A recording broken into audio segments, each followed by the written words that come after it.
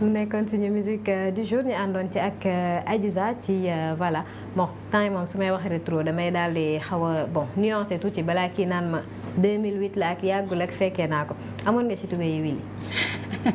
non yii moom solo ma ko woon. amoo woon ci. solo ma ko de non mais kon nekk woon au diapason. bokk ma woon de ah. waaw non parce que am na temps yoo xam ne moom am na mode yi génn boo ci amul rek. bii moom laalu ma ko. soo naa ay tubéy maanaa nag. xool ko tubéy maanaa amoon naa si. yóbbu na ma nag voilà ba Fallou Dieng daal di fay toog voilà donc comme ni ma ko waxee sànq tey c'est mardi on va parler santé et pour loolu dañuy dalal suñu gan di Famara Mané nekk chargé évaluation bu ANCS ñu voilà xamoon ko ci alliance nationale contre le sida mu nekk alliance nationale des communautés pour la santé maintenant Wily Sadio Diallo. dama lay bàyyi nga daal di dalal suñu gan tey tàmbale waxtaan bi. Fatou yaa ngi koy wax tey ñu ngi dalal Famara Mané mi nga xam ne muy bokk fële ci ANCS comme ni nga ko waxee ñu waxtaan tey surtout ci wàllum sida mi ngi njëkkoon a annoncé Famara ñu lay wax soyez le bienvenu suñu plateau suñu matinal. Merci et bonjour à tout le monde, bonjour à vos téléspectateurs qui nous suivent. Merci. Journée mondiale sida ñu ngi ko doon fêter le 1er décembre yéen la moo ni seen taxawaay ci loolu. Merci beaucoup encore une fois et comme ni ngeen ko waxee Alliance nationale des communautés pour la santé c'est une ONG organisation non gouvernementale bi nga xam ne mi ngi xeex doomu jàngoro sida bi ci biir dëkk bi depuis 1998. Effectivement ci semaine internationale bi par rapport au dépistage qui est effectué à l'occasion de la journée mondiale de lutte contre le sida bi nekk le 1er décembre ñun dañuy soutenir ay communautés ñi nga xam ne ñu ngi partout dans le pays ñuy def ay manifestations pour def dépistage pour maanaam indi nit ñi ñu xam seen statut sérologique parce que actuellement réponse bi fi mu toll war nañu def effort pour que nit ñi dem xam seen statut sérologique parce que comme pour rappel juste pour dire que ni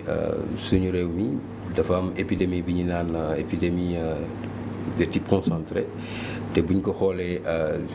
au fil des années c'est une épidémie modérée bi nga xam ne dafa nekk en déclin parce que à chaque fois dafay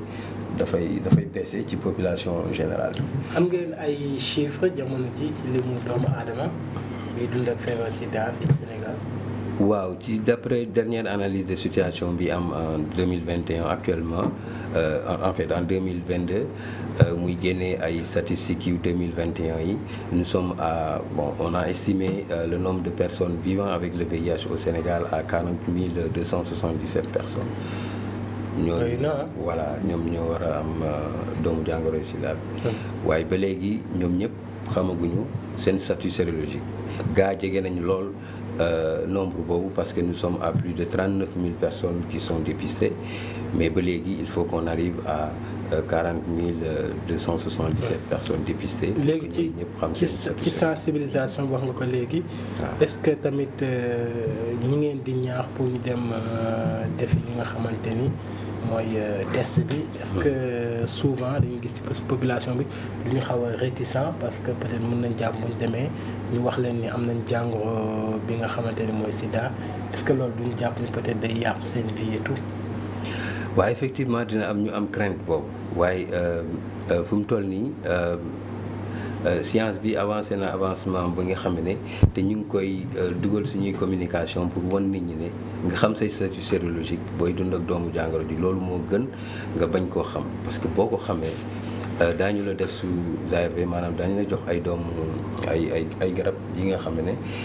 boo ko dee jël da ngay dund ak wér-gu-yaram bu mat sëkk c'est-à-dire que doo ñàkk dara ci sa doole ci sa mën-mën di nga mën a def sa liggéey correctement te boo toppee traitement ni mu waree daanaka sa pouvoir de transmission sax day daal di annulé wu parce que da ngay mën a yegg à une charge virale nulle nag mooy bi ñuy wax charge virale supprimée maanaam bu ñu càmbaree sa deret ay traces rek la ñuy gis dootuñu mën a natt carrément virus bi foofu donc ay traces rek lay doon gaa jeexul ci deret bi waaye comme bariwul ci kii bi sa pouvoir de transmission day daal di wàññeeku carrément loolu moom moo voilà allez-y. loolu moo tax ñi nga xam ne ñu ngi dund ak doomu jàngoro ji léegi amatuñu benn problème par rapport à leur vie dinañu mën a liggéey correctement bu ñu bëggee am doom daañu ko am normalement et que doom ji sax duñ ko wàll VIH bi parce que femme enceinte bi déjà dès que mu jël grossesse dañ koy daal di suivre def ko sous traitement pour fexe mu bañ a wàll en fait bu fekkee mi ngi dund ak doomu jàngoro ji pour mu bañ a wàll doom ji loolu science bi avancé na ci trop loolu moo tax xam sa statut sérologique bu fekkee ni yaa ngi dund ak doomu jàngoro ji loolu moo gën foofu nga bañ ko xam ñu ngi nag ñaax nit ñi c'est vrai que crainte yi nga wax dina am ñi ko am mais ci suñu communication ñu ngi leen di won ni en fait ni amul benn problème boo demee ci waa kër docteur daañu la defal dépistage et que l'anonymat est garanti kenn du xawi sa sutura par rapport ak dépistage boobu ñu lay defal te bu ñu xamee say statut sérologique day des entre yow ak médecin bu lay suivre ñooñu rek ñoom ñooy xam say statut sérologique parce que nit mënu laa xool xalaat ni yow yaa ngi dund ak doomu jàngoro ji parce que du am benn effet ci sa toujours si sensibilisation bi si ñaax yooyu. ñun jamono personnellement jamono may nekk primaire collège da nga daan gis tout le temps campagne de sensibilisation sida dafa fësoon. mais dañoo seetlu ni que depuis bi Covid 19 ñëwee. dañoo lu ñuy dégg sida bëritul c'est comme si nit ñi à un moment donné. même avant le Covid même avant le Covid oui c'est comme si nit ñi dañu ko fàtte woon ou bien je sais pas fa lan moo xew est-ce que sensibilisation yooyu ñu ngi koy amal comme ni ñu ko doon amalee avant wala qu'est-ce qui s'est passé entre-temps. waaw ñu ngi koy amalee comme ni ñu ko daan amal par contre dañoo gën a maanaam ñawal suñu stratégie parce que bi ma leen waxee sànq ni épidémie Sénégal dafa nekk une épidémie de type modéré et en déclin ça veut dire que day wàññeeku ci population générale bi ñu jógee ci 1,7 il y a 10-15 ans léegi ñu ngi ay autour de 0,3% dans la population générale ce qui fait que amatul nécessité trop di def ay manifestations chez les populations au niveau de la population générale même bu fekkee ni c'est important waaye li gën moom mooy ñi dem wuti là où le mal se trouve c'est-à-dire que dañuy def ay analyse di xool di suivre ay groupes de population ñi nga xam ne ñoom ñoo gën a vulnérable ba pare ñu def ay stratégies yoo xam ne c'est pointu yoo xam ne dafay permettre à ce que ñu jot ñi nga xam ne ñoom la doomu jàngoro ji gën a kii loolu moom moo tax on a des stratégies ciblées avec des approches de dépistage d'offres de services différenciées bi nga xam ne day permettre nit ki quelle que soit situation bu mu nekk mu mën a jot ci service de dépistage yi ak service de prise en charge yi. D'accord. Mais est-ce que seen sensibilisation c'est élargi dans tout Sénégal? Parce que peut-être am na zone yoo xamante ni elles sont très éloignées. Est-ce que da ngeen di faral di yegg ba ci gox yooyu pour gën a yaatal seen sensibilisation? Oui effectivement ñun dañuy nekk ci zone yi yëpp parce que comme ni ngeen ko waxee sax nous sommes l'Alliance nationale des communautés pour la santé parce que nous dañuy mobiliser communautés yi à travers les organisations communautaires de base su ma jëlee exemple programme bi gën a mag bu ñuy mettre en œuvre au Sénégal notamment le programme Fonds mondial dañu am ay sous-récipiendaires ak ay sous-récipiendaires sous-récipiendaires yi c'est des ONG de grande envergure ñi nga xam ne dañu leen di contracter pour que ñoom ñu contracté waat yeneen organisation à base communautaire ñi nga xam ne ñu ngi ci gox-goxaan yi ñu ngi ci zone reculée ñu leen di redistribuer les financements pour que ñoom dans leur localité ci seen i gox ñu mën di organiser ay activités de dépistage mais aussi ay activités de prise en charge maanaam référence vers les centres de prise en charge ñi nga xam ne ils existent partout au Sénégal. da ngeen si liggéey ak ministère de la santé. dinañ ci liggéey ak parce que ñun en fait liggéey bi ñuy def en fait c'est une continuité du travail du ministère de la santé ministère de la santé mooy suñu partenaire numéro 1 parce que ñu ngi nekk en collaboration ñun programme bi ñuy exécuter daanaka ci turam lañ koy exécuter parce que bu ma nee sànq Fonds mondial moom mooy financer Sénégal pour xeex tuberculose xeex VIH ak xeex paludisme léegi ci wàllu VIH ñun il y a le Conseil national de lutte contre le sida bi nga xam ne moom mooy coordonner réponse bi yëpp au niveau du pays moom ak ñun daanaka ñun ñooy gérer le financement buy jógee ci Fonds mondial ñun dañuy gérer wàll bi nga xam ne moo war a dem ci communauté yi notamment les organisations de la société civile financement yi ñuy jot ci wàllu VIH ci ANCS lay jaaree bu jógee ci Fonds mondial mais on le gère au nom du Sénégal te loolu ministère de la santé gouvernement bi ak yeneen partenaires yi ñooñu wóolu pour ñu mën a gérer financement boobu kon on travaille pour la santé publique pour le ministère de la santé. Est-ce que allez gis nañu Sénégal souvent ñi nga xamante ne ñu am yenn jàngoro yi seen askan bi ñu leen soutenir dañuy mel lu leen xaw a beddi te gis nañu sida du feebar boo xamante ni daanaka bu ndaw la yéen ñi nga xamante ni ñooy dund ak jàngoro bi nan ngeen di def ba peut-être seen ay communauté mën leen adopter di leen soutenir et tout. waaw loolu jafe-jafe la ci réponse bi parce que gis nañ ni loolu la ñuy wax stigmatisation maanaam beddi wala joxoñ ñi nga xam ne ñu ngi dund ak doomu jàngoro ji waaye ñu ngi ciy liggéey parce que on lutte contre la dañuy sensibiliser population yi pour que ñu mën a comprendre d'abord lan mooy VIH les modes de transmission et cetera bi nga xam ne bu ñu leen ko expliquer dañuy gis ni en fait ku dund ak doomu jàngoro ji amul dara lu war a empêcher nga dund ak moom normalement ni nga daan dund ak moom c'est-à-dire vie familiale bi vie communautaire bi et cetera vie travail bi notamment la cohabitation dans un lieu de travail, la cohabitation dans une famille ou la cohabitation ci biir kër gi amul dara li nga xam ne war na mën a tax mu wàll la doomu jàngoro ji lu dul les 3 voies qu'on a identifiées notamment la voie sexuelle la transmission de la mère à l'enfant ou bien bu ñaari deret yi taxasoo. Mais est-ce que Sénégal fii feebar bi jox nañ ko solo si wala je peux dire maanaam bokk ñu ngi koy bàyyi xel. Est-ce que ñu koy bàyyi xel par rapport ak bu ñu xoolee ci yeneen feebar yi nga xamante ni askan wi moom la ñuy gën a wéy di ñaax sida dafa mel ni rarement peut-être day am ay actions de sensibilisation.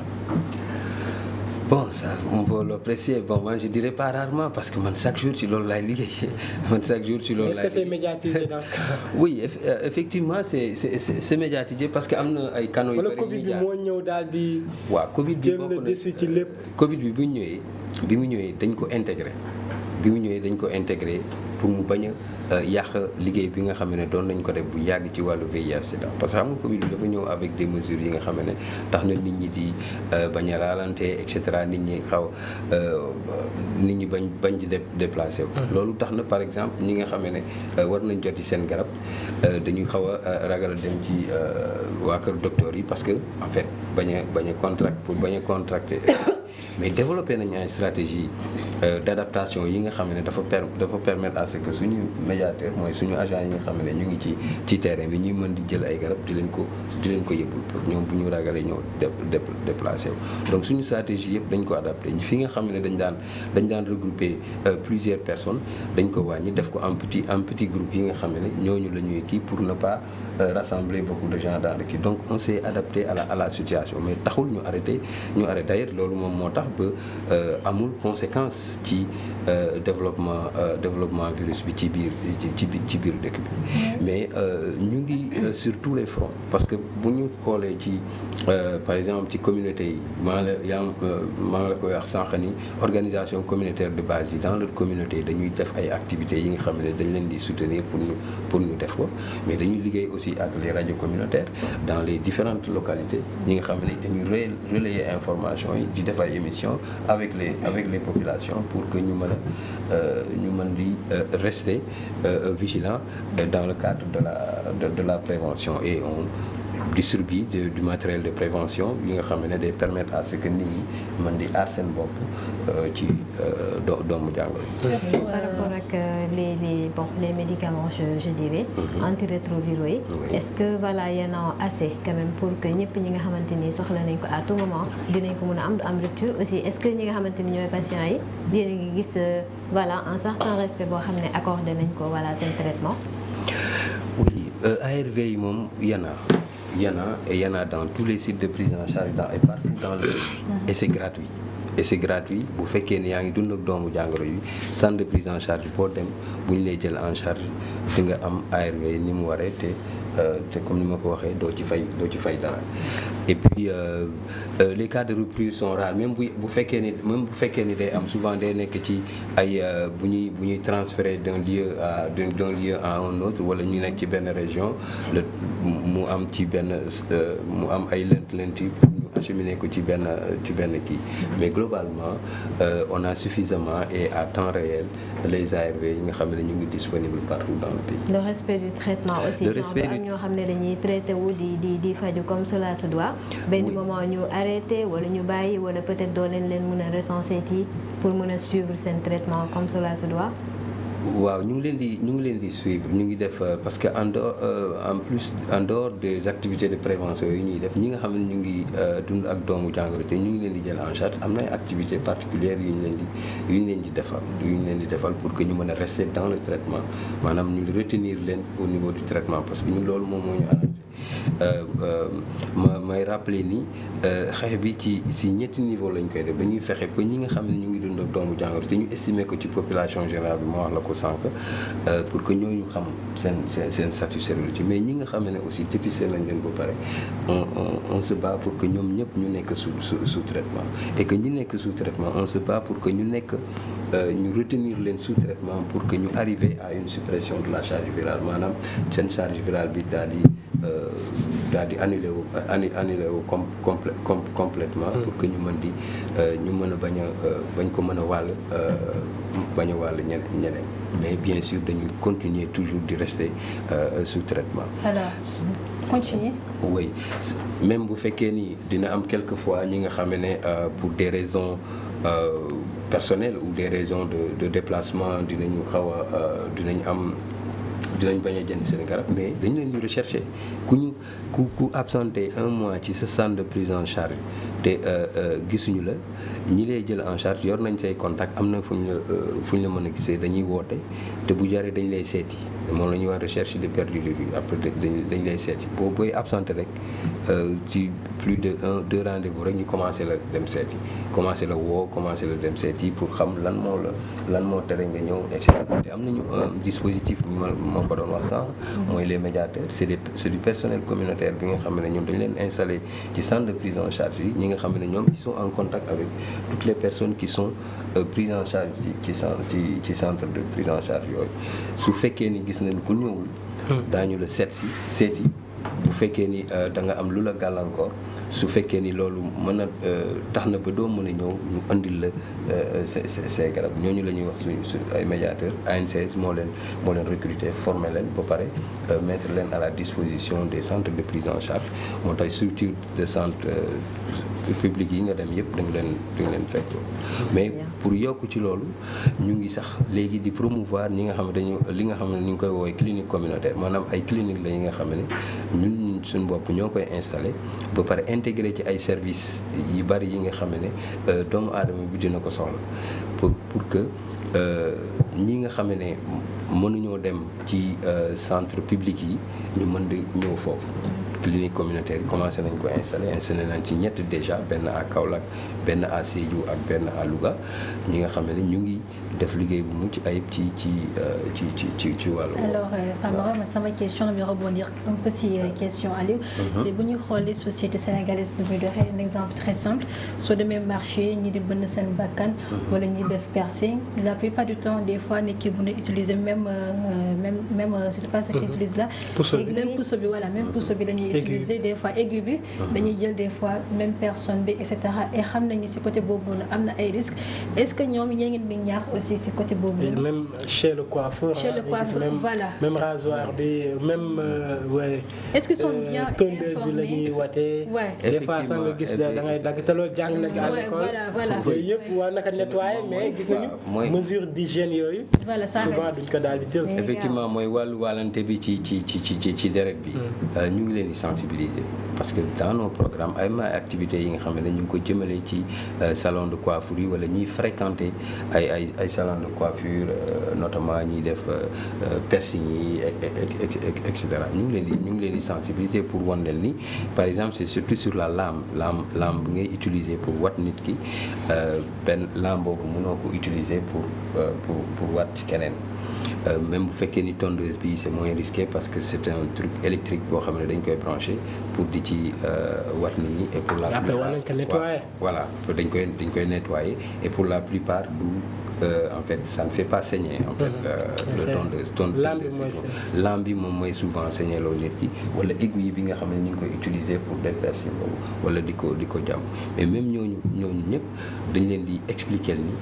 le matériel devient individuel client bu nekk dafa war am matériel boppam bu fekkee ni genre lame la wala puceau yi nga xam ne yaa ngi koy utiliser pour. Très bien maintenant juste dernière question. si ñi nga xam ne dañu wàllante si nga xam ne dañu wàllante sida Sénégal fii nii si pourcentage yi ban moo gën a bëri bi nga xam ne c'est juste deret ou bien mère enfant ou bien li nga xam ne mooy rapport sexuel. waaw actuellement la voie de transmission bi gën a kii mooy la voie sexuelle kooku c'est partout dans le monde voie sexuelle bi mooy gën di wàllu sida bi mais bu ñu xoolee en fait li ñu xaw a jaaxal sax ci analyse bi ñuy def ren moom mooy que dañu gis ni ci population générale bi effectivement prévalence bi mi ngi wàññeeku mais bu ñu jëlee ci yenn groupes yi notamment les HSH, les hommes qui ont des rapports sexuels avec des hommes, la prévalence est très élevée. Actuellement, nous sommes à 34% de prévalence. waaw mooy góor bi see moroom góor yi bu ñu jëlee groupe boobu dinañ gis ni nous sommes à 34%. moo gën a élevé ci pourcentage voilà moo gën a élevé ci pourcentage yi. waaye it am na leneen lu ñu jaaxal aussi moom mooy les enfants de 0 à 4 ans parce que nouvelles infections yi dañu gis ni ci jeunes yi la gën a amee. ci jeunes yi la gën a amee parce que les 7 nouvelles infections sur 10 surviennent à moins de 35 ans te loolu daf ñu kii te bu ñu jëlee même les 50% ça survient entre les 35 ans et que les 22% arrivent au niveau des 0-4 ans ça veut dire que on doit encore. ci ndaw ñi daal la ëppee. voilà très rapidement léegi yow loo leen di ñaax. li ñuy ñaax moom mooy que ñu gën a bàyyi xel ci ndaw ñi ñu gën a bàyyi xel ci ndaw ñi ci wàllu prévention